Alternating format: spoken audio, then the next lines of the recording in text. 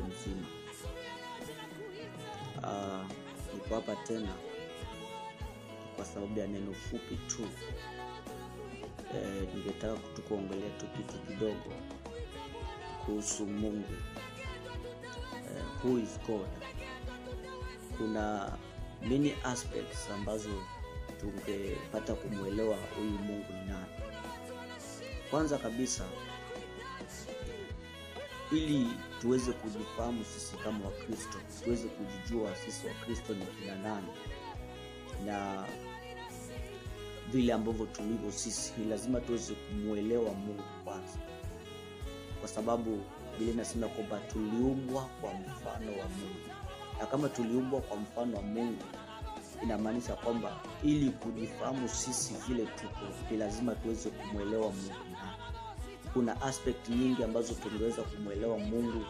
Tunajua kwamba Mungu ni nuru, tunajua kwamba Mungu ni moto ulao, pia ni jiwe langu la msaada. Kuna many aspect ambazo tungeweza kumuelewa Mungu nazo. Lakini sasa nataka tukuzungumzia tu moja, kwamba Mungu ni upendo. Na katika hilo ningetaka tukugusia jambo moja kwa dakika tu kidogo.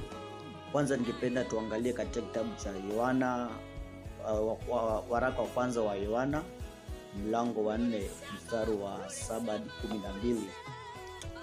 First John chapter 4 verse 7 to 12. Nitasoma.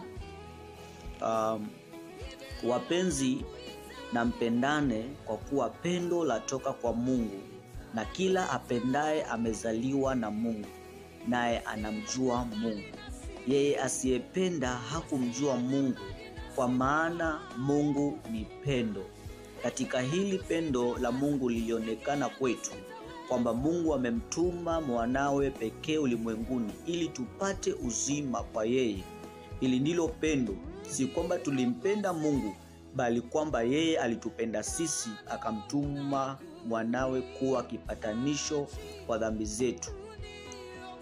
Kabla tu niendelee, katika mstari wa 7 inaongelea, inasema kwamba katika wapenzi na mpendane, kwa kuwa pendo latoka kwa Mungu. Na mstari wa 8 inasema yeye asiyependa hakumjua Mungu. Kwa nini? Kwa maana Mungu ni upendo. Sasa hiyo ndio kitu nataka kuzungumzia hapa. Tunaona kwamba Mungu ni upendo. Sasa tukijiuliza Mungu